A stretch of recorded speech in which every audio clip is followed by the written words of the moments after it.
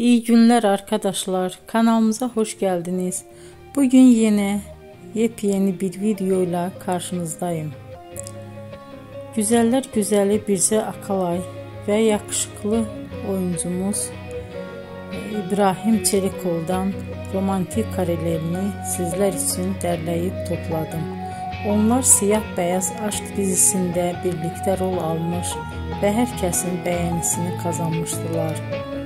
Biz de sizler için onların yeni videolarını hazırladık.